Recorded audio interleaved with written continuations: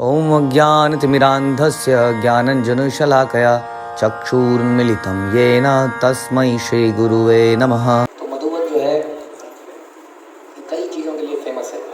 सबसे पहले तो ये एक ऐसा वन है जिसमें चारों युगों में भगवान ने लीलाएं करी। सतयुग में कौन सी लीला हुई यहाँ पर? सतयुग में ध्रुव महाराज सतयुग में आए थे, तो सतयुग में ध्रुव महाराज की लीला हुई। और त्रेता में है राम जी ने यहाँ क्या किया? तो यहाँ पर एक थोड़ी सी दूरी पे आप नीचे जाएंगे तो लवणासुर की गुफा है। मधु राक्षस कैसे ऐसा रहता था यहाँ पर। इस जगह का नाम मधुबन कई कारणों से कहते हैं पड़ा। एक तो यही है कि मधु राक्षस यहाँ पर रहता था, बहुत ही खतरनाक था। ऐसे कहते हैं कि उसके पिताजी ने उसको निकाल दिया था, इतना बदमाश था कि उसके पिताजी ने उसको निकाल दिया था। तो उसने फिर बाहर जाके कई लोगों को तंग करना शुरू किया, फिर तपस्या करी, घोर तपस्या करी। तो उसे शिव जी से एक वरदान मिला, त्रिशूल। और ऐसा वरदान था कि जब तक उसके पास वो त्रिशूल है वो किसी से हारेगा नहीं। तो इस प्रकार से उसने त्रिशूल पाने के बाद इतना हंगामा मचाया चारों तरफ कि हाहाकार मच गया। और तब भगवान नारायण ने स्वयं आके उसका वध किया। तो भगवान का नाम क्या पड़ा? क्या नाम पड़ा? मधुसूदन। तो भगवान का नाम पड़ा मधुसूदन। इस प्रकार से वो मारा गया। तो वो उसी राक्षस के नाम से उसने इस जगह का नाम रख दिया था मधुबन। तो बाद में लवणासुर कौन था? उसका बेटा। तो जैसा बाप वैसा बेटा। तो बेटा भी बहुत खतरनाक आदमी था और बेटा के हाथ में क्या पड़ गया? अपने पिताजी का त्रिशूल। और उसने भी वही काम शुरू कर दिया और ज़बरदस्त मार काट उसने मचा दी चारों तरफ। तो अब ये समय आ चुका था बाद में त्रेता युग का। तो त्रेता युग में राजा राम ने अपने भाई शत्रुघ्न को बोला कि इस राक्षस का अंत कर जाओ। तो उसके लिए पहले प्लानिंग बताई गई कि इस राक्षस को मार नहीं सकते हैं। कब तक? जब तक उसके हाथ में त्रिशूल है। सेम प्रॉब्लम आ गई। तो अब शत्रुघ्न यहाँ पर आ गए थे और यहाँ पर उसकी मूवमेंट्स को देखने लगे कि अब क्या क्या करता है, कब जाता है, कब कैसे करता है, ताकि सही समय पर अटैक कर पाए जब उसके पास त्रिशूल ना हो। तो एक दिन उन्होंने क्या देखा कि जो लवणासुर है ये अपने भाला लेके आ रहा है, ब्रेकफास्ट करने के लिए निकला है। और ब्रेकफास्ट के लिए इसने भाले में कुछ शेर गाड़ रखे हैं। ऐसा तो भाले में जैसे हम लोग सेब गाड़ते हैं, सेब। उसने भाले में कुछ शेर थे, एक पानी वाला वो था भैंसा, और ऐसे कुछ और जानवर उसके भाले में थे। और वो चल रहा था अपने नाश्ते के लिए। तो वो समय था तो शत्रुघ्न ने उसको ललकारा। और अब वो सोचने लगा कि मैं हमने और क्या किया। उन्होंने यहीं पास में नीचे गुफा है उसकी लवणासुर की, तो गुफा में उसका त्रिशूल पड़ा था। तो चारों तरफ से कुछ लोग पहले से तैनात कर दिए गए कि अगर वो भाग के अपना त्रिशूल लेने जाए तो उसको त्रिशूल लेने देना है। तो इतनी देर में उसको ललकारा और उसको बहुत ही चिढ़ाया, उकसाया। उकसाने पर वो अपनी समझ भूल गया कि मुझे पहले त्रिशूल लेना चाहिए। वो लड़ने लग गया सीधा ही। और तब शत्रुघ्न ने उसका समाप्त कर दिया। और शत्रुघ्न को बाद में राजा राम ने इसी जगह का राजा भी बनाया और इस जगह को फिर से मधुपुरी के नाम से जाने लगे। किस नाम से? मधुपुरी। और मधुपुरी से क्या बन गया? मथुरा। धीरे धीरे वो जगह मथुरा बन गई इस तरह से। तो इसलिए त्रेता युग में इस प्रकार से यहाँ पे लीला हुई। सतयुग की लीला को हम डिटेल में चर्चा करेंगे ध्रुव महाराज की। और फिर द्वापर में भगवान यहाँ पर आए। आप सुनते हैं क्या हो? मधुबन में राधिका नाची, सुनते हैं ना? मधुबन यहाँ पर बहुत रास लीलाएं हुई हैं इस जगह में। ये जगह इतनी सुंदर थी, एक और नाम इसका मधुबन क्यों पड़ा कि ऐसा बोला जाता था कि इस जगह में इतने सुंदर जगह थी, इतने पुष्प थे कि यहाँ जगह जगह पर मधुमक्खियों के छत्ते हुआ करते थे और मधु ही मधु मिलता था। तो उसकी वजह से भी इसका नाम मधुबन पड़ गया। ये बड़ा मधुर वन है, यहाँ बड़े मधुर ऐसा बोलते हैं। यहाँ पे बहुत सारे कल्प वृक्ष थे, बहुत ऐसी चीज़ें थी, इस वजह से भी इसका नाम मधुबन पड़ा। तो द्वापर में भगवान यहाँ पे आते थे और यहाँ से 1 किलोमीटर पैदल है, पता नहीं हम वहाँ जाएंगे कि नहीं। कृष्ण कुंड एक जगह है जहाँ भगवान आते थे। वहाँ पे जब चलते चलते सबको प्यास लगी तो भगवान ने अपनी बांसुरी को नीचे गाड़ा तो वहाँ पे कुंड बन गया, तो उसको कृष्ण कुंड कहते हैं। तो वो यहाँ से थोड़ा दूर है। तो यहाँ पे भगवान ने गौचरण लीला करी, रास लीला करी। तो द्वापर में इस प्रकार भगवान के लिए बहुत अच्छी जगह थी, फेवरेट जगह थी मधुबन। द्वापर में भी इस प्रकार यहाँ पर हुआ। और कलयुग में क्या हुआ है? कलयुग में क्या हो सकता है? कीर्तन हो गया। कलयुग में चैतन्य महाप्रभु यहाँ से गुजरे संकीर्तन करते हुए। तो इस प्रकार से चारों युगों में यहाँ कुछ कुछ हुआ है। और केवल आई थिंक हमारे आचार्य की कृपा है कि हम लोग यहाँ पर बैठे हैं। ये जो जगह है बड़ी इंपॉर्टेंट है, क्योंकि ये है ध्रुव महाराज की तपस्या स्थली। हम लोगों ने बहुत सुना है ध्रुव महाराज के बारे में। चैतन्य महाप्रभु हमेशा ध्रुव महाराज, प्रहलाद महाराज की कथाएं सुनते थे बार बार। हमारे आचार्य भी बार बार इनका रेफरेंस देते हैं। श्रील प्रभुपाद के तात्पर्य में बार बार ध्रुव ध्रुव ध्रुव बहुत बार है। अब ये वो जगह है, हम सोच सकते हैं हम लोग बहुत बार सुना है, लेकिन उस जगह पर वही चिंतन करना विशेष फ़ायदा है। उसको पढ़ना, उस लीला को उसी जगह में, ये बहुत सौभाग्य है। कार्तिक मास में हम लोग इसी जगह पर, जहाँ पर ध्रुव महाराज ने तपस्या करी थी, वहीं पर आज हम बैठे हैं। तो थोड़ी देर हम श्रीमद् भागवत पढ़ते हैं, ठीक। तो कैंटो चौथा है, अध्याय 8वां। हम लोग केवल वही प्रसंग पढ़ेंगे जिसमें कि ध्रुव महाराज ये यहाँ से रिलेटेड, वरना ध्रुव लीला तो लंबी है। तो स्वयंभू मनु की पत्नी का नाम क्या था? कौन बताएंगे? आप बताएंगे।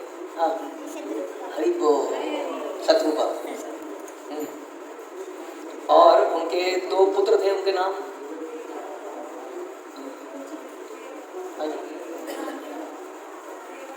हाँ हाँ, बोलो बोलो।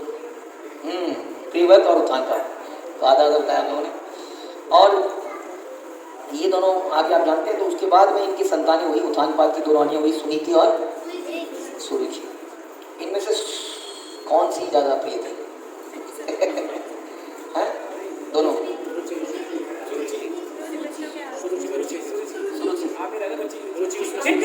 सुरुचि में ज़्यादा रुचि थी, तो इसलिए सुरुचि उनको प्रिय थी। और उनके पुत्र का नाम क्या था? सुरुचि, ध्रुव महाराज। ध्रुव महाराज किसके पुत्र थे? सुनीति के पुत्र थे, क्योंकि वो बड़ी नीति युक्त थी, ईमानदार थी, तो उनके पुत्र ध्रुव महाराज थे। और एक बार राजा उत्थानपाद सुरुचि के पुत्र उत्तम को अपनी गोद में ले बैठे थे और उसको दुलार रहे थे। और तभी जैसे कि आप लोग के घर में भी अगर 2 बच्चे हैं, एक बच्चे को गोदी में ले लो अगर, तो दूसरा बच्चा तुरंत रोने लगता है। नहीं तो आप किसी और के बच्चे को लेके गोदी में देख लो, वो थोड़ी देर में आपका बच्चा आएगा रोता हुआ, मुझे बैठना है, मुझे बैठना है। तो इसी तरीके से जब वो उत्तम को लेके बैठे थे तो ध्रुव महाराज ने कहा मुझे आपकी गोदी में बैठना है, और उसके चढ़ने का प्रयास किया। लेकिन वो अब पिताजी थे, सिंहासन में बैठे थे, तो चढ़ नहीं पाया। लेकिन पिताजी ने कोई उसकी मदद भी नहीं करी चढ़ने के लिए। और जब वो इतना प्रयास करते हुए उसकी सौतेली माँ सुरुचि ने देखा, हाँ, तो एकदम से उसके अंदर ईर्ष्या आ गई। जैसे कई बार कई लोग बोलते हैं कि हाँ, दूसरों के बच्चों को लिए तुम्हारे पास बहुत समय है, दूसरों के बच्चों को पढ़ाने लगते हो, कभी अपने बच्चों को पढ़ाया है? ऐसे शब्द सुने आप लोगों ने? अच्छा, इधर इधर पूछा तो इसी तरह का कुछ हुआ जब उसको एकदम से सुरुचि को ईर्ष्या हो गई। ईर्ष्या वास्तव में प्रेम जो है कभी खत्म नहीं हो सकता है, कम नहीं होता है। हमारे अंदर इनसिक्योरिटी है, क्योंकि संसार में ना लिमिटेड चीज़ें हैं। जैसे भारत के देश, कई बार ऐसा जिक्र होता है कि भारत के लोग भागने को लगते हैं जब लाइन लगती है तो। क्यों भागते हैं भारत के लोग लाइन लगने पे? विदेशी नहीं भागते, क्योंकि उन्हें पता खत्म हो जाएगा और वहाँ खत्म नहीं होगा, तो नेचर में आ गया है। लेकिन वास्तव में स्पिरिचुअल जगत में, भगवान के प्रेम में कभी कोई अंत नहीं है। तो अपने आप में बड़ा पेशेंस रखनी चाहिए, ज़रूर मिलेगा, 100% मिलेगा। यहाँ पर ऐसा नहीं हो सकता कि नहीं मिलेगा। खाना हो सकता है खत्म हो जाए, लेकिन कृपा खत्म नहीं हो सकती। एनीवे, सुरुचि भक्त नहीं थी, तो उसके अंदर इनसिक्योरिटी हो गई। कहीं इसका बच्चा ज़्यादा फेवरेट बन गया तो राजा इसको बना दिया, तो वगैरह वगैरह। तो उसने जोर से बोली, इस प्रकार से बोली कि राजा भी सुन ले, कि हम अपना राजा को भी क्लियर कर दें कि क्या मेरे मन की इच्छा है, क्योंकि मैं ही प्यारी हूँ। तो उसने कहा, ध्रुव महाराज से क्या बोलती है? हे पुत्र, तुम राजा की गोद या सिंहासन पर बैठने के योग्य नहीं हो। अपने ही पिता की गोद में बैठने के योग्य नहीं। क्यों नहीं हो? क्योंकि तुम मेरे गर्भ से पैदा नहीं हुए, अतः तुम अपने पिता की गोद में बैठने योग्य नहीं। तो अगेन ये कथा शुरुआत में हमें टीचिंग देती है कि मैं और मीरा से रिलेटेड, मैं और मीरा के चक्कर में हम हमेशा मरते हैं। आप देखेंगे कि बाद में इससे कितना नुकसान होगा। हम लोग कई बार ऐसा कर देते हैं, सबके सामने करने में तो शर्माते हैं, क्योंकि इतनी फिलॉसफी सुन चुके हैं। पीछे से जरूर कुछ ना कुछ नोचते हैं, अपनी पत्नियों को या पति को, अपने बच्चे के लिए नहीं बचाया तुमने इत्यादि। तो इनके इनके दिमाग में भी कुछ ऐसा आ गया और इन्होंने बोला तुम्हें पता नहीं कि तुम मेरी कोख से नहीं वरन दूसरी स्त्री से पैदा हुए हो। हाँ, तुम्हें ज्ञात होना चाहिए कि तुम्हारा ये प्रयास व्यर्थ में है। ये जो तुम प्रयास कर रहे हो गोद में बैठने का, हाँ, तुम ऐसी इच्छा की पूर्ति चाह रहे हो जो कि पूरी हो ही नहीं सकती है। अगर तुम्हें राज सिंहासन पर बैठना है तो तुम्हें कठिन तपस्या करनी होगी, तुम्हें नारायण को प्रसन्न करना होगा। वे तुम्हारी पूजा से प्रसन्न होंगे तो क्या करेंगे? उसके बाद गोद में बैठा देंगे। क्या करेंगे? जब तुम्हारी पूजा से प्रसन्न होंगे तो क्या करेंगे? मेरी कोख से फिर तुम पैदा होगे। तो यानी कि मेरी कोख इतनी शुद्ध है कि भगवान की कृपा जब होगी तब मेरी कोख से तुम पैदा होगे। पहली बात तो ये कि जिसके अंदर ईर्षा है उसके हृदय में भगवान आई कैसे सकते हैं? लेकिन उनको ऐसा लग रहा था कि पहले तुम नारायण को प्रसन्न करो। तो आधी बात तो सत्य थी, कठिन तपस्या करो और फिर मेरी कोख से पैदा होगे तब ये हो पाएगा। मैत्री मुनि ने बोला कि हे विदुर, जिस प्रकार लाठी से मारा गया सांप खूब काटता है, उसी प्रकार ध्रुव महाराज अपनी विमाता के कटु वचनों से आहत होकर क्रोध से तेजी से सांस लेने लगे। सांस चढ़ गई क्योंकि वो क्षत्रिय खून था उनके अंदर। तो इस प्रकार से उनके अंदर क्षत्रियों के लिए कहते हैं कि उनका अपमान हो जाए तो मृत्यु से बढ़कर है, मान सम्मान के लिए जीते हैं। तो बच्चा था छोटा सा 5 साल का, लेकिन उसके अंदर इतना गुस्सा आ गया और जब उन्होंने देखा कि पिता कुछ बोल ही नहीं है, पिताजी चुप बैठे और तुरंत उस स्थान को छोड़कर अपनी माँ के पास चले गए। वास्तव में आप सोच सकते हैं, बड़ा दुख का विषय है कि मैं अपने पिताजी की गोद में बैठना चाह रहा हूँ और मुझे दुत्कार दिया जाए तो कैसा लगेगा हम लोग? हम सोच सकते हैं। तो बहुत ही दुख का विषय था और ध्रुव महाराज तुरंत अपनी माँ के पास चले गए। जब ध्रुव महाराज अपनी माँ के पास आए तो उनके होंठ जो है क्रोध से कांप रहे थे, एकदम गुस्से में थे जबरदस्त। और सुनीति ने उन्हें तुरंत गोद में उठा लिया और फिर सारे अंतःपुर के वासियों ने सारी कहानी बताई कि मेरा वो बताया कि देखो तुम्हारे बच्चे के साथ बड़ा अपमान हुआ है, हमें अच्छा नहीं लगा, ऐसा ऐसा करके उसको बोला गया। सारी कहानी बताई और ये सुन के जो है सुनीति बड़ी दुखित हो गई। वो कुछ कर नहीं पाई ज़्यादा। क्यों नहीं कर पाई वो ज़्यादा? क्यों नहीं कर पाई? क्योंकि राजा की फेवरेट पत्नी कोई और थी। तो बोलती है वो काफ़ी शोक में डूब गई, पश्चाताप करने लगी और उसका मुंह आंखों से भर गया, आंसुओं से भर गया और बोली कि हे पुत्र, तुम अन्यों के अमंगल की कामना मत करो। जो भी दूसरों को कष्ट पहुंचाता है वह स्वयं दुख भोगता है। यानी कि कोई अगर आपके साथ गलत करता है तो उसको दंडित किया जाना चाहिए? नहीं, दंडित नहीं होना चाहिए तो सुधरे रहेंगे। सुनाई नहीं दिया? भगवान दंड देंगे, वो दंडित अवश्य होगा या एक अप्रोप्रिएट अथॉरिटी ही दंडित कर सकती है। हर कोई दंडित नहीं कर सकता है। जो उसके भगवान के रिप्रेजेंटेटिव है उसकी लाइफ में, वो उसको दंडित कर सकते हैं। तो उन्होंने कहा तुम बुरे की कामना मत करो, अमंगल की कामना मत करो। तो आप बताइए कि ऐसी स्थिति में भी वो अपने बच्चे को कैसी सीख दे रही है? कैसी सीख दे रही है? कि अमंगल की कामना मत करो। अब हम सोच सकते हैं हमारे जीवन में जब हमसे कोई बुरा बोल देता है तो मन में निकल ही जाता है, कुछ ना कुछ, है ना, आ ही जाता है। तो आप लोगों का एज ए पेरेंट कितना बड़ा योगदान है, पेरेंटिंग टिप है ये। हम लोग बड़े बड़े वो अटेंड करते हैं ना पेरेंटिंग के ऊपर, तो हमारे आचार्य बताते हैं, श्रील प्रभुपाद बताते हैं, यदि हम भागवतम और शास्त्रों का अध्ययन करेंगे तो उसमें सब कुछ उसी के अंदर मिल जाता है। आपको अलग से पेरेंटिंग के लिए कुछ करने की जरूरत नहीं है, शास्त्रों को ध्यान से पढ़ें तो समझ में आएगा कि ऐसे स्थिति में भी जैसे कि आपका बच्चा कहीं से पिट के आ गया तो आप क्या कहेंगे? सबसे पहले क्या करते हैं हम लोग? सबसे पहले उसके घर वालों को फोन करते हैं, संभाल लो अपने लड़के को, आज तो हाथ लगा दिया, अगली बार ना हाथ लगा दिया। ऐसा होता है? ऐसा हुआ आप लोगों के साथ? ऐसे ही होता है ना। लेकिन यहाँ पे उन्होंने क्या बताया? उन्होंने बताया तुम कभी अमंगल की कामना मत करो किसी की। भगवान को जो उचित दंड देना हो वो अपने आप देंगे। सुनीति ने कहा कि हे प्रिय पुत्र, सुरुचि ने जो भी किया वो ठीक ही किया, क्योंकि वो तुम्हारे पिता की फेवरेट पत्नी है और वो मुझे दासी की तरह मानते हैं, और दासी के पुत्र को क्यों गोदी में रखेंगे? उन्हें मुझको स्वीकार करने में लज्जा आती है। अतः ये सच बात है कि तुम एक अभागी की कोख से पैदा हुए हो और उसी के स्तनों का दूध पी के बड़े हुए हो। तो ये पुत्र, तुम्हारी विमाता मतलब सौतेली माँ सुरुचि ने जो भी बोला वो सच है।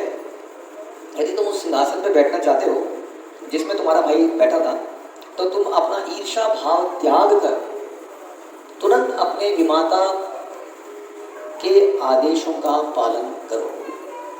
विमाता का आदेश क्या है? क्या है? नारायण को प्रसन्न करो। ईर्ष्या भाव त्यागो सबसे पहले। ईर्ष्या भाव जो है, जैसे हम अक्सर बोलते हैं कि ईर्ष्यालु व्यक्ति कभी भगवान को प्रिय नहीं है। किसी के भी प्रति अगर हम ईर्ष्यालु हैं तो भगवान, हमने प्रण लिया था कार्तिक शुरू होने से पहले कि हम ईर्ष्या नहीं करेंगे, तो बोलती ईर्ष्या को त्यागो, पहले तो गुस्से को त्यागो। लेकिन बोला उन्होंने सही है, नारायण की पूजा में तुरंत लग जाओ। तो सुनीति ने आगे कहा कि भगवान इतने महान है कि तुम्हारे परदादा, ओके, तो ध्रुव के परदादा का नाम कौन बताएंगे? अभी हमने डिस्कस किया था, स्वयं। हाँ जी, चित्रांश ये कह रहे ब्रह्मा जी, ये कह रहे नहीं, तो ध्रुव के परदाता है ब्रह्मा जी। पिताजी कौन है? उत्थानपाद के पिताजी। तो दादा और परदादा में फर्क होता है ना।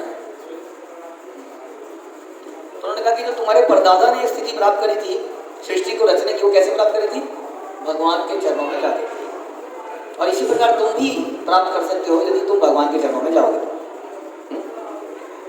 तो उन्होंने ऐसा ज्ञान दिया। उसके बाद बताया कि तुम्हारे बाबा स्वयं मनु ने भी भगवान के लिए बड़े बड़े यज्ञ किए, उनको पसंद किया और इस प्रकार सुख समृद्धि पाई, इतनी पाई कि देवता भी उसको प्राप्त नहीं कर सकते। स्वयं मनु का जिक्र कई बार शास्त्र में आता है। और तुम्हें भी भगवान की शरण ग्रहण करनी चाहिए, क्योंकि वो अपने भक्तों पर बड़े दयालु हैं। जन्म मरण के चक्र से उद्धार चाहने वाले व्यक्ति भगवान के चरण कमलों की शरण में जाते हैं।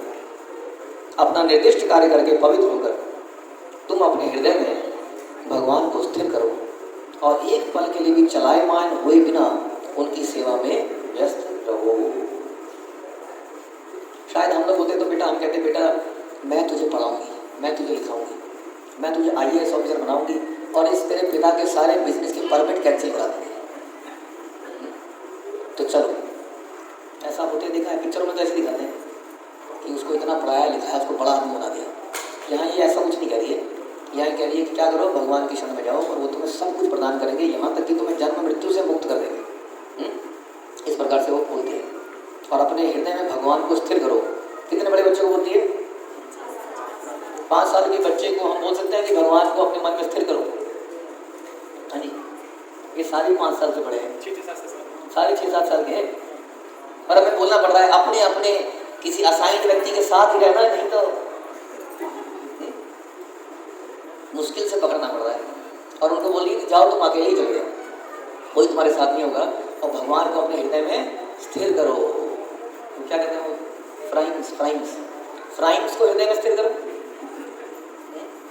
कई सारी मम्मियों के बैग्स में कुछ था तो बच्चे सवेरे से परेशान हो रहे थे, निकालो दो ना, तो दिमाग में कुछ और चीज़ स्थिर है। लेकिन ये बता रही है कि खाना वाना तो नहीं मिलेगा, तुम चले जाओ, बस खाने की मत सोचो, भगवान ही खाना देंगे तुम बस भगवान को अपने हृदय में स्थिर करो। कमल के तल जैसे नेत्रों वाले भगवान के अतिरिक्त कोई ऐसा नहीं है जो तुम्हारे दुखों को कम कर सकता है। क्या ये बात आज भी सच है? बता दें कि ब्रह्मा जैसे देवता भी लक्ष्मी जी को प्रसन्न करने के लिए लाए रहते हैं, लेकिन लक्ष्मी जी हमेशा भगवान की सेवा के लिए तत्पर रहती हैं। अब मैत्री मुनि कहते हैं कि ध्रुव महाराज की माता का उपदेश उनके मनवांछित लक्ष्य को पूरा करने के लिए था, अतः बुद्धि द्वारा चित्त का समाधान करके उन्होंने अपने पिता का घर त्याग दिया। लड़का भी इसका मतलब डिटरमिन्ड था कि ऐसा मैं करूँगा। थोड़ी देर में हमें कई बार गुस्सा भी आ जाता है तो गुस्सा ठंडा हो जाता है ना, लेकिन यहाँ पर उसने माँ की बात को एकदम बांध लिया। इसलिए डिटर्मिनेशन बड़ा आवश्यक है। ऐसा नहीं है कि आज मेरे बच्चे ने 16 माला कर ली तो कल नहीं है, कोई बात नहीं, फिर कल कर लियो। लेकिन बच्चा भी यहाँ मना कर रहा है, कह रहा नहीं अब तो ऐसे ही करूँगा। ऐसे बच्चे देखे आपने? कई ऐसे बच्चे होते हैं जो बचपन से ही बड़े डिटरमिन्ड होते हैं। हमने नहीं देखा, आपने बिल्कुल सही कहा है, हाँ हमने नहीं देखा, ऐसा सौभाग्य नहीं है हमारा, लेकिन ऐसे बच्चे हमारे भी बने। तो नारद मुनि ने समाचार सुना तो ध्रुव महाराज के समस्त कार्यकलाप को जानते हुए विस्मय हुआ। अब नारद मुनि ने, इसलिए यहाँ पर आप नारद जी की भी विग्रह देख रहे हैं ध्रुव महाराज के साथ में। नारद जी भी इसी जगह पर आए, समझ लीजिए, जब वो जंगल में जा रहे थे। इस प्रकार कहाँ पर आए ध्रुव महाराज? मधु वन में। इसी वन में ध्रुव महाराज आए और जब नारद जी को पता लगा तो तुरंत पहुँचे। इतना सा बालक जंगल में गया है, यानी कि उसके अंदर बेसिक क्वालिफिकेशन है त्याग की भावना। हम त्याग करने की कम से कम एक स्टेप तो उठा रहे हैं, पिता का राज पाठ सब छोड़कर जंगल में चला गया और जंगल में जाकर हाँ ये कुछ करना चाह रहा है। तो उसके बाद गए और उनके सर को अपने पाप नाशक हाथ से स्पर्श करते हुए इस प्रकार बोले। तो नारद मुनि क्या करते हैं, सर पे हाथ रखते हैं और उनका परीक्षा देते हैं, परीक्षा कि कितना ज़्यादा डिटरमिन्ड है इस काम के लिए। तो बोलते हैं अरे क्षत्रिय कितने तेजमय होते हैं, वो थोड़ा सा भी मान भंग सहन नहीं कर सकते। जरा सोचो ये नन्ना सा बालक और सौतेली माँ के जरा से कटु वचनों से इतना आघातित हो गया कि चला ही गया। कैसे होते हैं क्षत्रिय? हाँ और कहते हैं बालक अभी तुम नन्हे बालक हो, अभी तुम्हारी खेलकूद की उम्र है, फिर तुम अपने सम्मान के विपरीत अपमानजनक शब्दों में इसे इतने प्रभावित क्यों हो रहे हो? बालक को जो है कभी इतना इमेज कॉन्शियस नहीं होना चाहिए। बालक की कभी कभी बुराई कर दी जाए तो बालक भूल जाता है कभी। तो बोले तुम कैसे बालक हो? बालक तो जनरली भूल जाते हैं, तुम क्यों नहीं बोल रहे हो इस चीज को? छोटे से कहो, खेलने कूदने की उम्र है। यदि तुम समझते हो कि तुम्हारे आत्मसम्मान को धक्का पहुंचा है तो ये कोई कारण तो नहीं है दुखी होने का। ये दुख तो माया का लक्षण है, इसका मतलब तुम माया में हो। जो भी हमारे जीवन में सुख दुख आता है वो क्यों आता है? हमारे पुराने कर्मों के कारण आता है। ऐसा उसको समझाने का प्रयास करते हैं। भगवान की गति बड़ी विचित्र है। बुद्धिमान मनुष्य को चाहिए कि वे इस गति को स्वीकार करे और अनुकूल या प्रतिकूल जो भी सम्मुख आए उसे संतुष्ट रहे। तो क्या बताया कि क्या करना चाहिए? नारद मुनि का क्या उद्देश्य है? क्या करना चाहिए? क्या करना चाहिए? भूल जाओ और हाँ और कुछ नहीं। अच्छा और क्या बताया? अनुकूल या प्रतिकूल कुछ भी हो, क्या रहो? संतुष्ट रहो, सेटिस्फाइड रहो। अब तुमने अपनी माता के उपदेश से भगवान की कृपा प्राप्त करने के लिए ध्यान की विधि का जो पालन करने का जो निश्चय किया है, ये सामान्य व्यक्ति के लिए पॉसिबल नहीं है। श्री भगवान को प्रसन्न कर पाना अत्यंत कठिन है। श्री लक्ष्मी नारायण जी की जय, श्री गुरु महाराज की जय, नारायण की जय। तो बता रहे हैं कि ये तो बड़ा कठिन विधि को तुमने अपना लिया है। आप लोगों ने कौन सी विधि को अपनाया है भगवान को प्रसन्न करने? हरिनाम। हरिनाम को अगर ध्रुव महाराज की तपस्या से कंपेयर करें तो कितना है? सरल है। तो समझाते हैं कि तुमने ध्यान विधि का पालन किया है। अब ध्यान का क्यों किया है? नारद मुनि ने या इस रास्ते को क्यों अपनाया उन्होंने? उस युग में ध्यान योगी युग धर्म था। अब युग धर्म क्या है? हरिनाम। तो उन्होंने बोला कि एक बालक के लिए इसको करना बड़ा मुश्किल था, लेकिन एक बालक के लिए माला करना आसान। लेकिन फिर भी माला में नहीं लगता मन? लगता है? Very good. तो माला में फिर भी मन नहीं लगता। लेकिन अगर हमें तपस्या करने को बोल दिया जाए, अगर आप ये बोलते हैं कि इसी मंदिर के आगे ही बैठना है, कुछ नहीं करना है, बिल्डिंग बनी हुई है, हम चले जाते हैं बस में और यहीं बैठ के तपस्या करनी है, तो बच्चे रोने लग जाएंगे। और अगर किसी की वाइफ अगर यहाँ नहीं आई होगी तो बवाल कर देगी, बच्चे को छोड़ा है तुम छूट जाते हो, उसको क्यों छोड़ जाएगा? तो अभी तो यहाँ सुविधाएं हैं, लाइट वगैरह सब है, लेकिन उस समय के लिए कुछ नहीं था। तो नारद मुनि ने बोला कि अनेक जन्मों का इस विधि का पालन करते हुए तुम्हें समाधि में निरंतर रखना पड़ेगा। और फिर भी योगी लोग इसको कर नहीं पाते हैं। जो ध्यान की विधि है वो इतनी डिफिकल्ट है कि तुम सालों साल अगर करते रहोगे तो भी योगी लोग सिद्धि प्राप्त नहीं कर पाते हैं। इतना मुश्किल रास्ता तुमने अपनाया है। इसलिए हे बालक, तुम्हें प्रयत्न नहीं करना चाहिए, तुम चले जाओ, तुम सफलता नहीं पाएगी। अच्छा है कि तुम वापस चले जाओ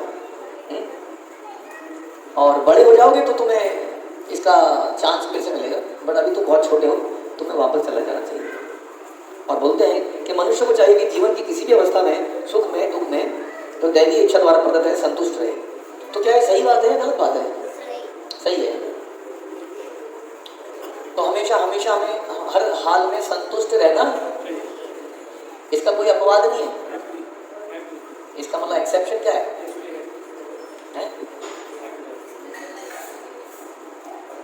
सेवा करने में हमें संतुष्ट होना चाहिए। हमें भक्तिमय कार्यों में संतुष्ट होना चाहिए कि नहीं? संतुष्ट ना होना तो अच्छी बात ना है। आप ढंग से बताओ। उसके लिए और उत्साह पैदा करना चाहिए, और सेवा कर सके, और सेवा कर सके, और है ना। तो हमें संतुष्ट नहीं होना चाहिए भक्तिमय कार्यों में। फल से संतुष्ट होना चाहिए। यानी आपको सेवा मिले तो आप कहेंगे मैं संतुष्ट नहीं हूँ प्रभु, ऐसे जो सेवा का फल है नहीं ना। क्या बोलना चाहिए? मैं संतुष्ट हूँ सेवा से। हाँ, फिर संतुष्ट नहीं है, सेवा भी दी और फिर भी संतुष्ट नहीं है। संतुष्ट होनी चाहिए, इच्छा और होनी चाहिए। इच्छा हो रहा है तो संतुष्ट नहीं है ना फिर। इच्छा और होने का मतलब संतुष्ट नहीं है। सेवा से जो फल मिल रहा है उससे संतुष्ट होना चाहिए, सेवा और करने की इच्छा से इसमें संतुष्ट होना चाहिए। तो कह रहे हैं कि सेवा करने की इच्छा हमेशा और होनी चाहिए। जो मिली है उसके लिए आप बड़े कृतज्ञ हैं, लेकिन और चाहते हैं, और चाहते हैं, और चाहते हैं। जैसे संसार के लोग कहते हैं ना मुझे और चाहिए, हम भी कहते हैं मुझे और चाहिए, हम सेवा और चाहिए, साधना और चाहिए। तो इस प्रकार, लेकिन वो अभी ध्रुव महाराज को कह रहे हैं तुम्हें संतुष्ट रहना चाहिए। और इस प्रकार से तुम अज्ञान के इस घने जंगल को पार कर जाओगे अगर संतुष्ट रहोगे। और मनुष्य को इस प्रकार व्यवहार करना चाहिए। कैसे? यदि वह अपने से अधिक योग्य से मिले तो उसे बड़ा, यदि हम अपने से योग्य व्यक्ति से मिले तो हमें क्या करना चाहिए? क्या करना चाहिए? संग लेना चाहिए और अत्यधिक प्रसन्न हो जाना चाहिए कि हमें कोई ऐसे व्यक्ति मिले हैं, क्योंकि उनका संग लेके तुम्हारी चेतना डेवलप होगी। और अपने से कम योग्य मिले तो क्या करना चाहिए? हाँ, तो भी खुश होना चाहिए कह रहे हैं। और जोर से बोलो, संग देना चाहिए। इसको थोड़ा डिटेल बताओ। विचार कर सकते हैं उसको हम। उनके प्रति दयालु होना चाहिए और उनको देना चाहिए, जैसे आपने बोला देने वाला दयालु होता है ना। ओके। और अगर समान गुण वाला मिले तो उससे मित्रता होनी चाहिए। यानी कि बड़ों के लिए प्रसन्न होना चाहिए, सम्मानित करना चाहिए उनको, छोटों के लिए दया होनी चाहिए और बराबर वालों के लिए मित्रता होनी चाहिए। तो ऐसा वो बताते हैं ध्रुव महाराज को। अब जो है ध्रुव महाराज कहते हैं, सुनिए। ध्रुव महाराज कहते हैं कि जैसे हम लोग कई बार लेक्चर सुनते हैं और अगर हमें नींद भी आ रही होती है तो मैंने देखा गर्दन ऐसे करती है ताकि ऐसा लगे कि चिंतन कर रहा है। हाँ, ये बड़ा स्टाइल है, बहुत बढ़िया स्टाइल है कि आंख बंद करके थोड़ा गर्दन हिलाते रहो ऐसे, तो कभी कोई बोलेगा नहीं कि सो ही रहो। तो मैंने देखा ऐसा प्रैक्टिकली ऐसा करते हैं लोग। तो कहने का मतलब कि हम कभी किसी को इंस्ट्रक्शन देते हैं तो वो कभी मना नहीं करता, कहता है कर लेंगे। करना तो होता नहीं है उसको, करना है कि नहीं करना है। लेकिन जो सीरियस व्यक्ति होता है ना, वो अगर कोई चीज़ उसको ऐसी सुनाई देती है जो वो नहीं कर पाएगा तो वो पूछता है ये कैसे, ये तो मुश्किल लग रहा है मुझे। ईमानदार व्यक्ति तुरंत बोलेगा नहीं ये नहीं कर पाऊंगा, या ये कैसे कर पाऊंगा, इसका बताइए। लेकिन जिसको करना ही नहीं है वो कभी चुपचाप बैठा रहेगा, सुनता रहेगा, सारी बात सुनेगा और चुपचाप चला जाएगा। और ऐसे सालों साल हमने देखा है, मंदिरों में लोग आते रहते हैं जाते रहते हैं और कुछ परिवर्तन नहीं होता। तो ध्रुव महाराज ईमानदार थे। ध्रुव महाराज क्या कहते हैं कि आपने जो भी कहा सुना मैंने, वो बड़ा शिक्षाप्रद लगा मुझे। बड़ी आइडियलिस्टिक बातें हैं, प्रिंसिपल की बातें हैं, लेकिन मेरे हृदय में उतर नहीं है। क्यों नहीं उतर रही? क्योंकि मेरे हृदय में बड़ी चंचलता है इस वक्त, गुस्सा है, कुछ प्राप्त करने की इच्छा है। इसलिए आपका ज्ञान तो सुनने में तो अच्छा लग रहा है, लेकिन मैं इसको कर नहीं पाऊंगा क्योंकि समझ नहीं आ रहा मुझे। मतलब समझ में भी आ रहा है लेकिन मैं नहीं कर पाऊंगा। मैं आपके उपदेशों की ना मानने की धृष्टता कर रहा हूँ। बोलते हैं कि ऑल्दो मैं गलत कर रहा हूँ, मैं समझ रहा हूँ आप एक महान व्यक्ति हैं, आप नारद मुनि हैं और आपने मुझे बहुत अच्छी बात बोली है, लेकिन मैं ये कर ही नहीं पाऊंगा और मैं आपसे इसके लिए क्षमा मांग रहा हूँ। किंतु मैं क्या करूँ, मैं क्षत्रिय घर में पैदा हुआ हूँ और मेरा हृदय इस वक्त बिल्कुल छिन्न भिन्न हो रहा है अपनी सौतेली माँ के कटु वचनों से, इसलिए ये शिक्षाएं मेरे हृदय में टिक नहीं रही है ना। जैसे कई बार क्या होता है, कोई व्यक्ति के घर में मृत्यु हुई और बड़ा दहाड़ मार के रो रहा है, आप जाएंगे क्या रोते हैं, आत्मा ना पैदा होती है ना मरती है। तो वो व्यक्ति बिल्कुल आपको भी ऐसे देखेगा जैसे भस्म कर दे, क्यों आया यहाँ पर, क्योंकि उस वक्त उसका मूड जो है ना उसमें नहीं है। आप लोग मालूम है कि जब घर में किसी की मृत्यु होती है तो जो है जो पातक या जो हम ऑल्टर बंद करते हैं, सूतक, हाँ सूतक पातक समथिंग सूतक, तो ये क्यों लगता है, क्यों बंद कर देते हैं पूजा पाठ?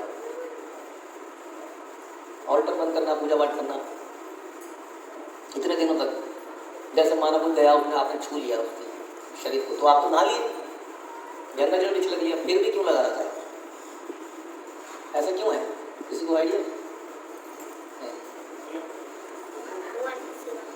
भगवान की सेवा नहीं कर सकते तो क्यों नहीं कर सकते, वही तो पूछा। मतलब क्योंकि उसके हृदय में बहुत तीव्र पीड़ा चल रही है इस वक्त। अब वो आरती भी कर रहा होगा तो उसके दिमाग में वही चल रहा होगा, कैसे बोलते थे, कैसे करते थे, इधर से आंसू बह रहे होंगे उधर से आरती कर रहा होगा, तो ठीक नहीं है ना। जब हम भगवान को पूछ रहे हैं तो फोकस भगवान को होना चाहिए, हमारा फोकस कहीं और होगा। इसलिए जब तक वो सारी क्रिया कर दी, बहा दिया, लग गया कि चला ही आपको, दिमाग नॉर्मल हो गया, अब हम पूजा पाठ चालू कर दें। तो इसलिए कई बार ऐसी मेंटल स्टेट होती है कि हमें प्रवचन हमारे हृदय में उतरते नहीं है। तो ध्रुव महाराज अपनी वही स्थिति बता रहे हैं कि अभी मैं नहीं कर पाऊंगा। मैं ऐसा स्थान ग्रहण करना चाहता हूँ जो तीनों लोगों ने किसी ने भी प्राप्त ना किया हो, यहाँ तक कि मेरे पितामहों ने भी ग्रहण ना किया हो, यानी कि मेरे परदादा को भी ऐसी पोजीशन ना मिली हो। इतनी बड़ी पोजीशन में चाहता हूँ, सोचिए उस लड़के का। यदि आप अनुग्रहित कर सकें तो कृपा कीजिए, मुझे बताइए। अगर आप इसको पूरा करने में कोई मदद कर सकते हैं तो बताइए, नहीं तो मैं आपसे क्षमा मांगता हूँ। आप ब्रह्मा के योग्य पुत्र हैं। कौन है ब्रह्मा का पुत्र? ध्रुव महाराज, नारद ब्रह्मा जी के पुत्र हैं। कैसे कब आए थे? तो दासी पुत्र थे, तो ब्रह्मा जी के पुत्र कैसे हो गए? बताइए। अगले जन्म में, अगले जन्म में कहिए या अगले कल्प में, जब ब्रह्मा जी ने दोबारा से ब्रह्मा जी से ये उत्पन्न हुए, तो कह रहे हैं कि आप ब्रह्मा के पुत्र हैं और आप वीणा बजाते रहते हैं। आपने देखा यहाँ पे जो नारद जी के विग्रह हैं उसमें वीणा साथ में, और विश्व के कल्याण के लिए इधर उधर घूमते रहते हैं। आप सूर्य के समान हैं और समस्त जीवों के लाभ के लिए हमेशा इधर उधर घूमते रहते हैं। मैत्री मुनि ने कहा कि ध्रुव की बातें सुनकर नारद मुनि को समझ में आ गया कि ये लड़का तो बिल्कुल पक्का है अपनी बात का, इसको तो कोई बताना ही पड़ेगा।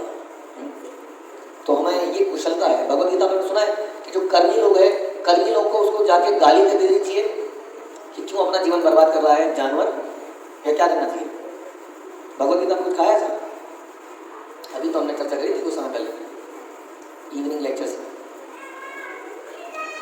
कोई कर्मी व्यक्ति है, माना कोई बहुत ही संसारी चीज़ों को चाहने वाला व्यक्ति है, कोई उपद्रवी व्यक्ति है, कोई पापी व्यक्ति है, ये सभी लोग तरह के लोग हैं।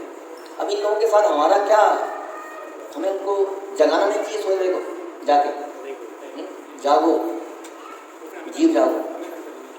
तो ऐसा करने पर कई बार क्या होता है, वो विचलित हो जाते हैं और वो बुरा भला कह देते हैं और बिल्कुल कहते हैं मैं ये तो नहीं करूँगा। कई लोगों ने अपने घरों में ऐसा ऑपरेशन किया और उनके घर के माँ बाप कहते हैं कुछ भी कर लूँगा, रिस्पॉन्ड नहीं जाऊँगा तुम्हारे चक्कर में। तो कई बार हम इतना हिला देते हैं किसी को कि वो इतना एंटी हो जाता है। तो इसलिए बड़ा समझदारी का विषय है कि इसका मतलब भोगी को फिर छोड़ देना चाहिए उसी हाल पे, छोड़ देना चाहिए ना। कैसे धीरे धीरे प्रयास करना? हमें ये दिखाना पड़ेगा कि तुम जो चाह रहे हो तुम्हें वो मिलेगा, यहाँ से मिलेगा। ऐसा कहना झूठ है।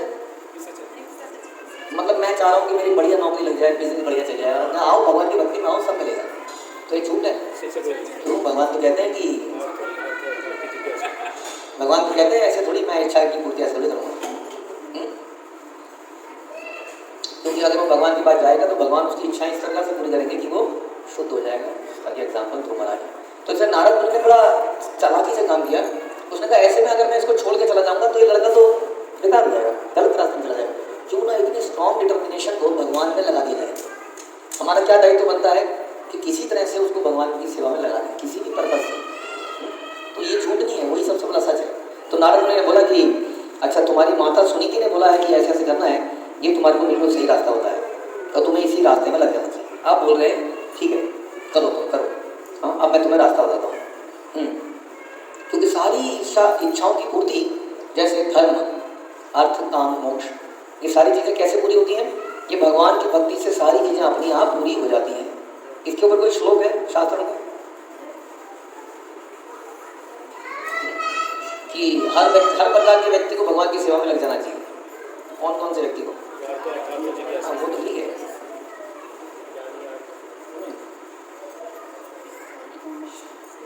हाँ क्या है? कहते हैं अकाम सर्व काम मोक्ष काम।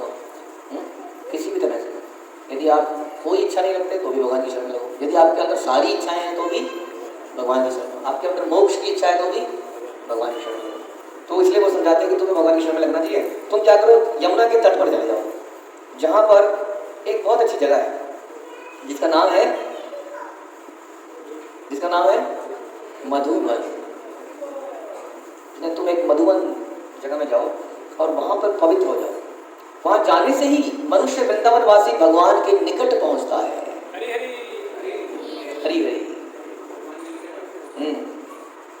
तो बोला कि अगर आप मधुवन जाते हैं तो जाने से ही भगवान के निकट पहुँच जाते हैं। नारद मुनि ने बोला कि हे बालक, यमुना नदी अथवा कालिंदी के जल से तुम नित्य 3 बार स्नान करो। कहाँ पे यमुना नदी? यमुना नदी बस में आए थे, रास्ते में देखिए आपने यमुना नदी? कितना दूर है यहाँ से? पास में ये कह रहे हैं पास में, कार से आए थे ना इसलिए। अगर आप पैदल जाएंगे तो कितनी लगेगी? 1 घंटा तो लग ही जाएगा। अब 1 घंटा रोज जाना है, कहाँ से? यहाँ से, और आना है। कितनी बार आना है? 3 बार नहाना है। तो अगर आप मथुरा में जाएंगे तो यमुना के वहाँ पर ध्रुव टीला, वहाँ पर भी एक जगह है। कई बार लोग कंफ्यूज जाते हैं। वो ध्रुव टीला, एक्चुअली में ध्रुव टीला तो यही है, वो जगह है जहाँ पे ध्रुव महाराज स्नान किया करते थे। वो जगह आपको मथुरा में मिलेगी।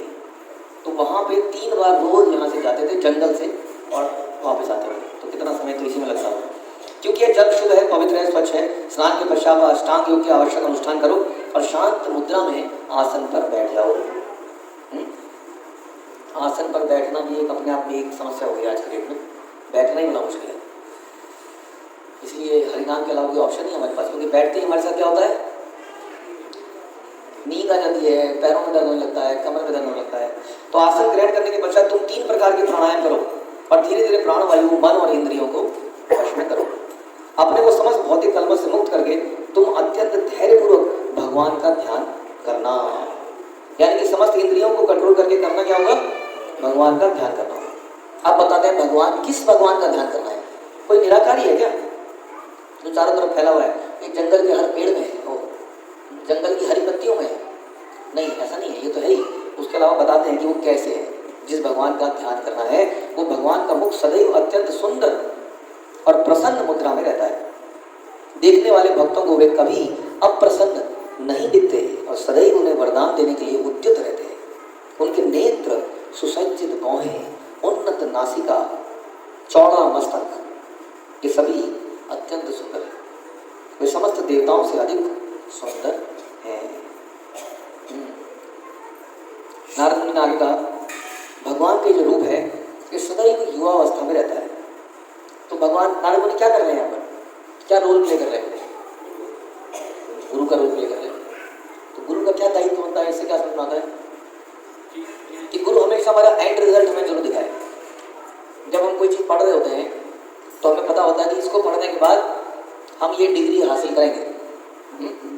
तो पहले ये बताना भी जरूरी है कि ये जो आप रास्ते में लगे हो इसका अंत क्या है। हमारे ये जो हम रास्ते में लगे हैं, आप बताइए क्या अंत है इसका? हाँ,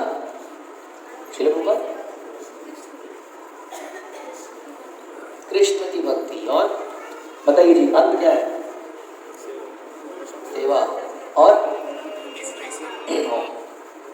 आप लोग बताइए और क्या है? 2 लोग धाम जाना। 1 मिनट में होल्ड करो। सेवा करना और क्या? भगवान का प्रेम। Very good. और किसी को बोलो? गुरु और भगवान के चरणों की आसक्ति। हो गया? गुरु की सेवा, भक्तों की सेवा। तो ये अंत हमें पता होना चाहिए ना पहले ही। तो उसी तरह से हमें भगवान के बारे में भी पता होना चाहिए ना, जिनसे हम प्रेम करना चाहते हैं। उनके लक्षण हमें पता होना चाहिए, उनके रूप पता होना चाहिए। तो इससे पहले कि अभी तो ध्रुव महाराज ने शुरू भी नहीं किया है, तो नारद मुनि पहले ही उसको बता रहे हैं कहीं किसी निराकारी के चक्कर में ना पड़ जाए, विविल्डर ना हो जाए। तो उसको बता रहे हैं जिसको तुम प्राप्त करने की प्रयास कर रहे हो वो व्यक्ति वास्तव में इतना सुंदर है, उसके नेत्र ऐसे हैं, वो हमेशा युवावस्था में रहता है, उसका हर शरीर का अंग सुगठित है, दोष रहित है। हमारे अंगों में दोष है कि नहीं है? हर किसी के शरीर में कोई ना कोई दाग होगा कहीं ना कहीं, जो चाहता है ये ना होता तो अच्छा। जैसे मोर जो है कहते हैं कि नाचते नाचते नाचते कई बार अपने पैर देख लेता है और रुक जाता है, कहते हैं ये कैसे पैर बनाए हुए। तो हमारे भी शरीर में दोष ही दोष है हर अंग में, लेकिन भगवान का शरीर कैसा है? दोष रहित। उनके नेत्र और होंठ उदयमान सूर्य की भांति लाल लाल है। वे शरणागतों को सदैव शरण देने वाले हैं और जिनसे उनके दर्शन का अवसर मिलता है वो परम संतुष्ट हो जाता है। दया के सिंधु होने के कारण भगवान शरणागतों के स्वामी होने के योग्य हैं। तो अभी रास्ता नहीं बताया है, लेकिन ये बता दिया है कि भगवान कैसे हैं। भगवान को श्रीवत्स चिन्ह अथवा ऐश्वर्य की देवी का आसन धारण किए हुए बताया गया है। यानी कि जब तुम्हारे सामने भगवान आएंगे तो किसी ऐरे गहरे नत्थु गहरे को भगवान मत मान लेना। ये सारे लक्षण उसके अंदर देखना। कौन सा लक्षण बताया अभी? श्रीवत्स। तो उनकी छाती के ऊपर ऐसा सुनहरे बालों का चिन्ह होगा जो लक्ष्मी का आसन है। उनके शरीर का रंग कैसा होगा?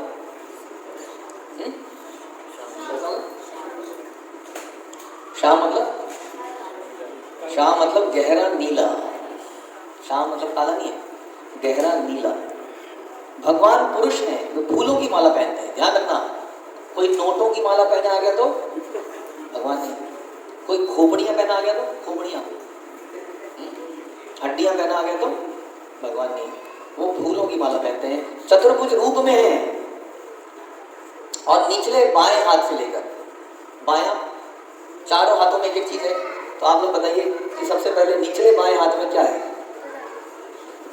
गदा।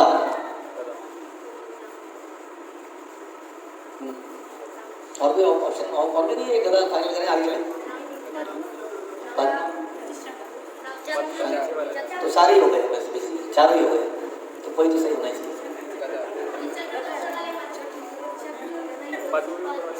देखिए एक सिंपल तरीका आपको बताता हूँ कि नीचे के दो हाथों में जो है वो शुभ चीजें हैं भक्तों के लिए, और ऊपर के दो हाथों में काटना मारना सब। तो सबसे पहले लेफ्ट नीचे कौन क्या है? शंख है लेफ्ट में, और राइट में पद्म, और ऊपर नहीं, यहाँ लेफ्ट राइट में चक्र और गदा। लेफ्ट में चक्र है, राइट में गदा हो। हालांकि ये फिक्स नहीं है, ये बदल जाता है तो भगवान के नाम बदल जाते हैं अलग अलग पोजीशन में। हमने अभी लेक्चर सुना था ना उसका भी, कार्तिक का भी, उसमें बताया था कि 12 मास हैं और उसमें अलग अलग अधिष्ठाता है, अलग अलग नाम पड़ जाते हैं उनके। तो इस प्रकार से बता रहे हैं कि जो नॉर्मल जो बताया जाता है वो शंख चक्र गदा पद्म बताया जाता है। तो इस तरीके से वो होंगे, किसी बहरूपे के चक्कर में मत पड़ जाना। एक बार ऐसा बहरूपी आ गया था ना भगवान के सामने, हाँ जी, क्या नाम था उसका? कॉन्ट्रा। तो उसने शायद मोटर लगा दी थी उसमें, चक्र में मोटर लगाई होगी कोई, तो मोटर चल रही होगी इस तरह से। गदा तो बन ही जाएगा, पद्म भी बन जाएगा, हाँ सब कुछ हो जाएगा, शायद चक्र में मोटर लगानी पड़ी होगी।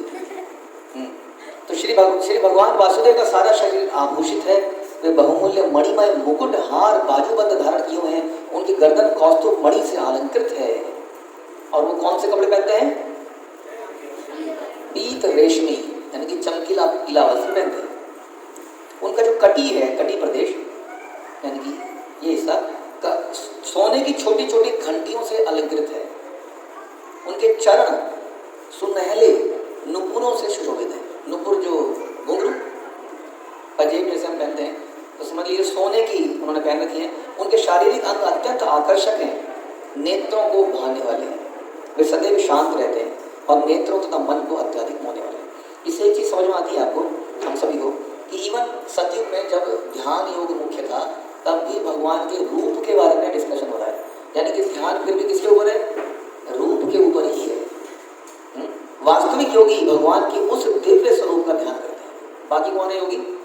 भोगी योगी, जिसमें वे उनके हृदय रूपी कमल पुंज में खड़े रहते हैं। उनके चरण कमल के मणितुल्य नाखून चमकते रहते हैं।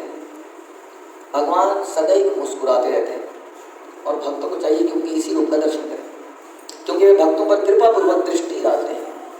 इस प्रकार ध्यान करने वाले को चाहिए कि समस्त वरों को देने वाले भगवान की ओर निहारता रहे। ये हमारे जीवन का ये अट्रैक्शन है। हाँ, जैसे कोई प्रेमी किसी प्रेमिका को निहारता रहता है, हाँ ऐसे दिखाते हैं ना, छत में आएगी एक बार, हाँ आप मेरा दिन स्टार्ट हो गया, अब मैं काम करने चलता हूँ। ऐसे ही था ना एक व्यक्ति, हम सुनते हैं शास्त्रों में। तो हमारा अट्रैक्शन किससे होना चाहिए? भगवान के इस प्रकार के दर्शन। जो भगवान के नित्य मंगलमय रूप में अपने मन को केंद्रित करता हुआ इस प्रकार ध्यान करता है, वो सभी भौतिक कल्मशों से छूट जाता है और फिर नीचे लौट कर नहीं आता। इसलिए ये राजपुत्र, अब मैं तुम्हें बताऊंगा कि मंत्र कौन सा पढ़ना है। हाँ, ये ध्यान करते हुए क्या करना है? यानी कि मंत्र मेडिटेशन करना है, मंत्र युक्त ध्यान। आप लोग क्या करते हो? मंत्र युक्त ध्यान, यानी कि एक तरह से यही विधि बताई जा रही है। यानी कि देखा जाए तो सही मायने में ध्यान योग यही है जो हमें प्रभुपाद ने सिखाया, जो चैतन्य महाप्रभु ने प्रचारित किया।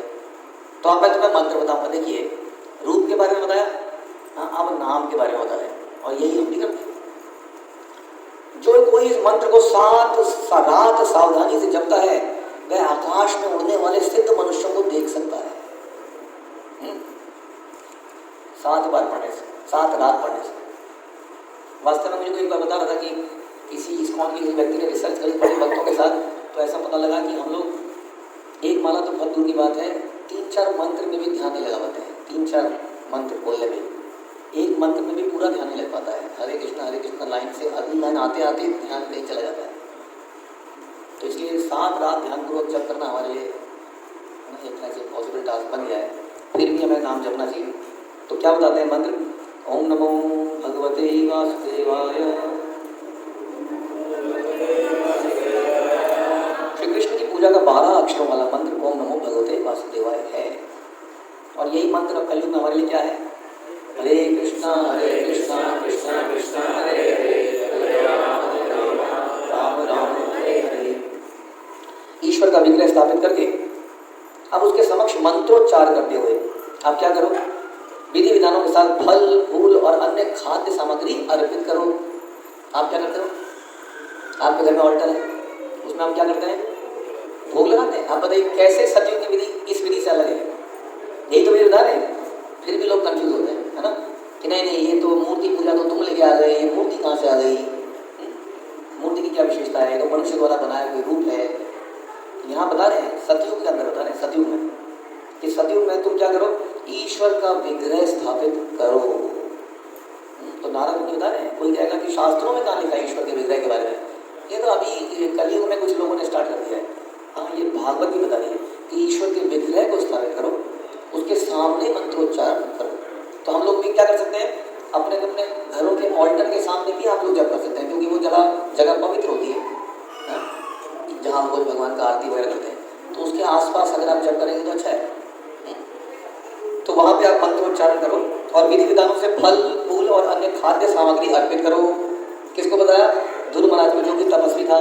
लेकिन मैंने देखा है कि घरों के अंदर कई जगह प्रभु जी लोग, कई जगह माता जी लोग क्या करते हैं?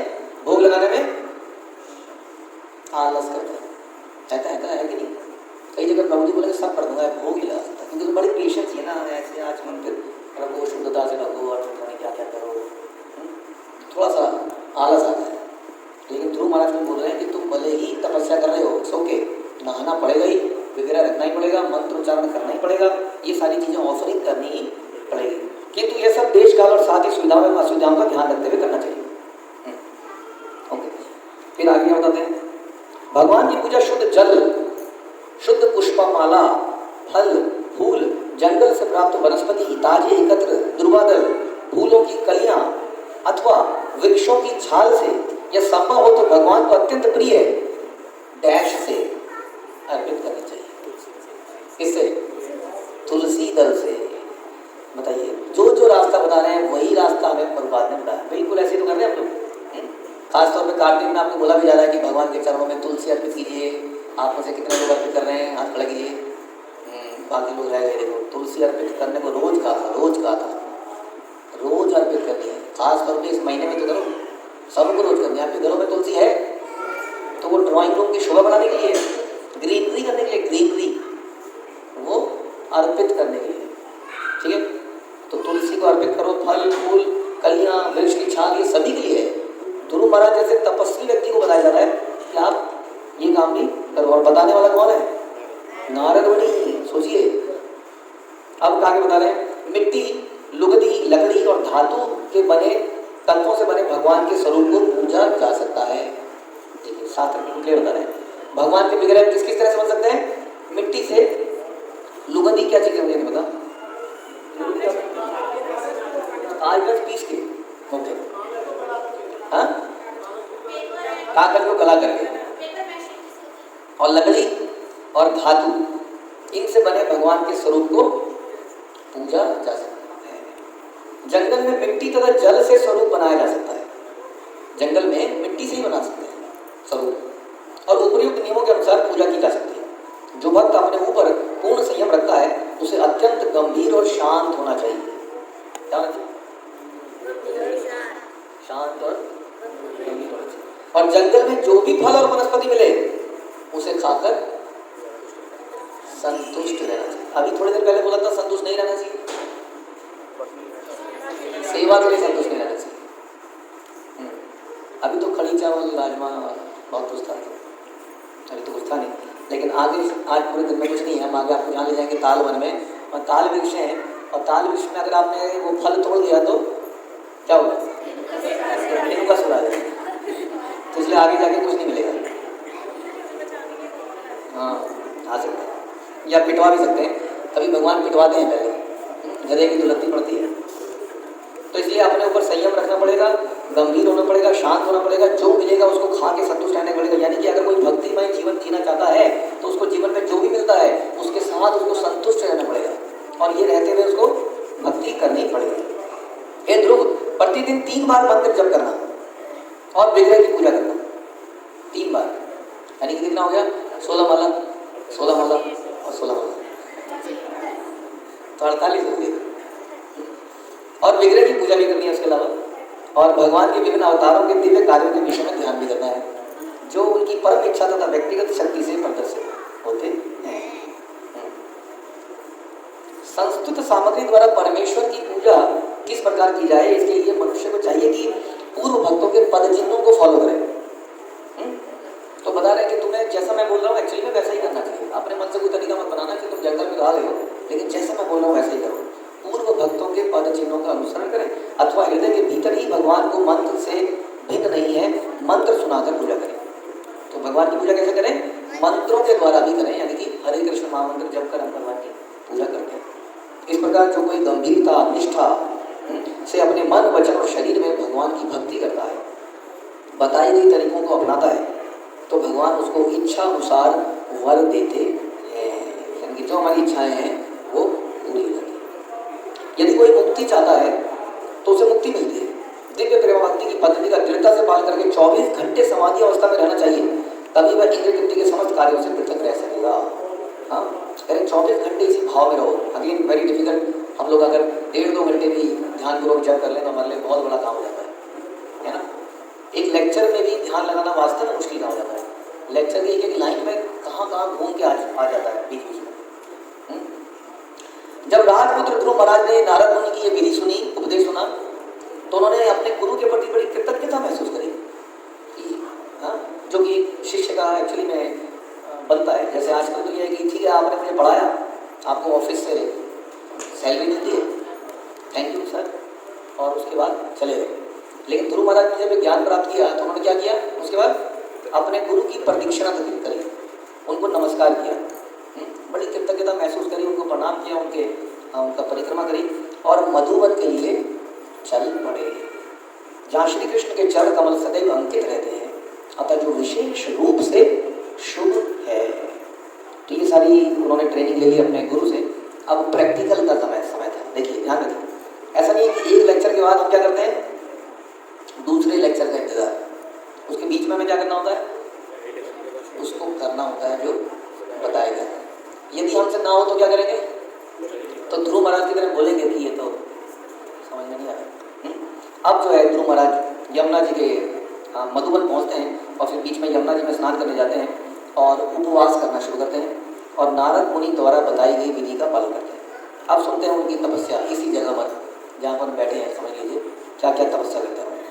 तो ध्रुव महाराज ने पहले महीने में अपने शरीर की रक्षा हेतु 3 दिन पर केवल केके तथा बेल का भोजन किया और इस प्रकार वो भगवान की सेवा करते रहे।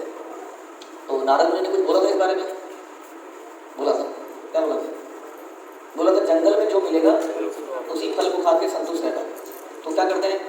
केके और बेल जो भी जंगली यहाँ पे मिलता है उसी को खा के संतुष्ट रहते हैं। कितनी बार दिन में? दिन में 3 बार। 3 दिन में 1 बार, दिन में 3 बार नहीं। ब्रेकफास्ट लंच एंड डिनर नहीं करा उन्होंने 3 दिन में 1 बार और भगवान की पूजा में ध्यान लगाया। क्योंकि जितना बनाएंगे उतना समय जाएगा बनाने में। हाँ, जैसे हम लोग सवेरे उठते हैं तो क्या होता है, आज क्या बनेगा तो उसमें लग जाते हैं, आधा दिन बीत जाता है। शाम को क्या बनाओगे, फिर आधा दिन उसमें निकल जाता है। तो कैसे आके ध्यान करें? तो इसलिए उन्होंने खाने पीने को कम किया।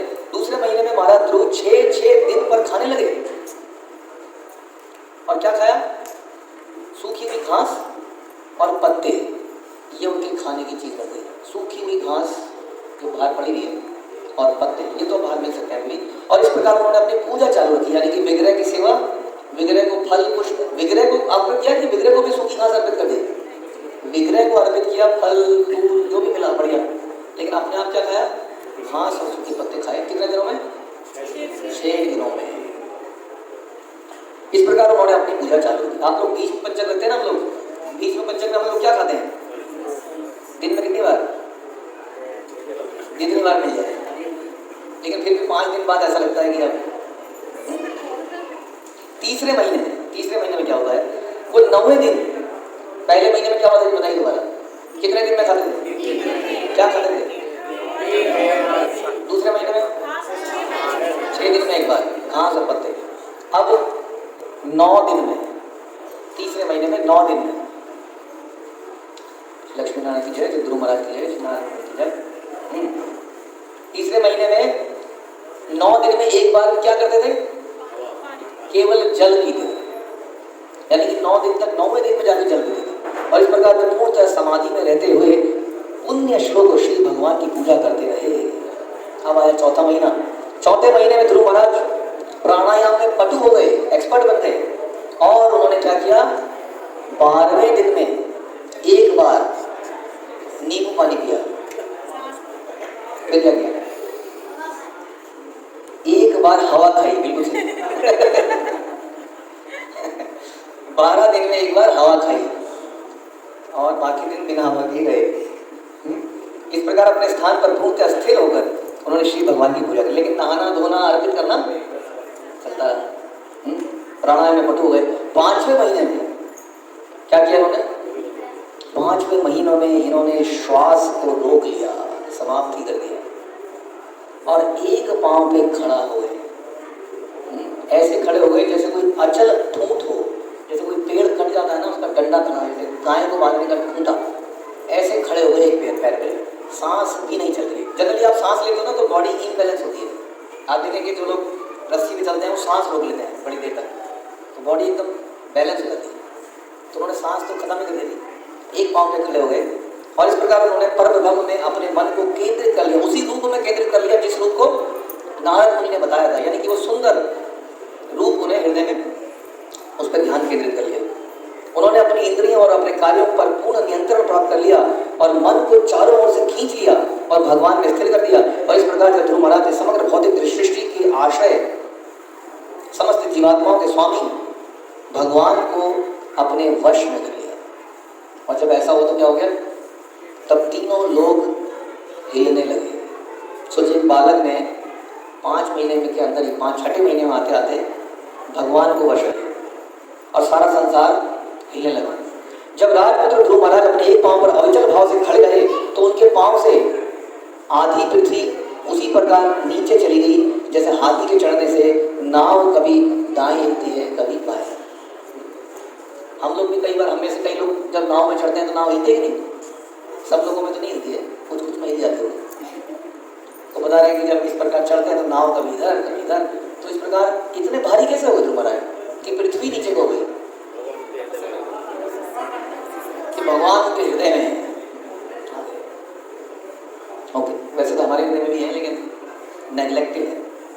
ओके, जब ध्रुव महाराज गुरुता में भगवान विष्णु से एकाकार हो गए तो उनके पूर्ण रूप से केंद्रीभूत होने के तथा शरीर के छिद्रों को बंद करने से समग्र चेतना तथा सारे विश्व की सांस घुटने लगी।